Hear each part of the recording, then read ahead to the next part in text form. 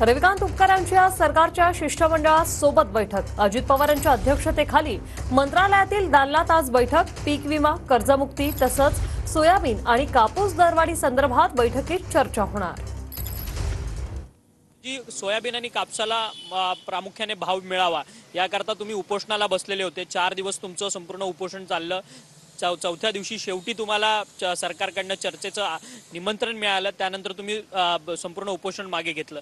सरकार अनुकूल आहे का भाव देण्यामध्ये? सगळ्यात पहिले एक की आम्ही हमी भाव मागत नाही आहोत। सरकारचा हमी भाव 4892 रुपये आहे की जो आम्हाला अजिबात परवडत नाही। आमचं म्हणणं असं आहे की प्रति क्विंटल सोयाबीनचा उत्पादन खर्च हा 7-7.5 हजार रुपयापर्यंत जातो आणि तुमचा 4892 घेऊन आम्हाला काय मिळणार आहे? आम्हाला किमान 7 हजाराच्या पुढे भाव मिळाला पाहिजे, तेव्हा आम्हाला 500-1000 रुपये प्रति क्विंटल राहतील। हा एक भाग। दुसरा भाग, मी उपोषण मागे नाही घेतलं, मी तूर्त स्थगित केलंय। आजच्या सरकारबरोबरच्या बैठकीमध्ये काय निर्णय होतो हे आम्ही बघणार आहोत।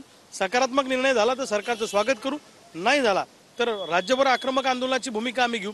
आम्ही काय भीक मागायला आलेलो नाही आहोत, आम्ही आमचा हक्क मागायला आलो आहोत। सरकार काय चर्चा करतं, काय निर्णय घेतं ते बघू, अन्यथा आम्ही आंदोलनाचं हत्यार खाली ठेवणार नाही अशी आमची भूमिका आहे। जे सरकार चर्चेला तयार नव्हतं, जे सरकार आम्हाला सातत्याने अटक करायचं, ते सरकार आज अन्नत्याग आंदोलनाच्या धसक्यामुळं आमच्या आंदोलनाच्या जोरावर सरकारला किमान चर्चा करावी लागली। हे पहिल्या टप्प्यातलं आमचं यश आहे। डेप्युटी जर्नलिस्ट प्रेम मात्रेसह अक्षय मंगणी, TV9 मराठी, मुंबई।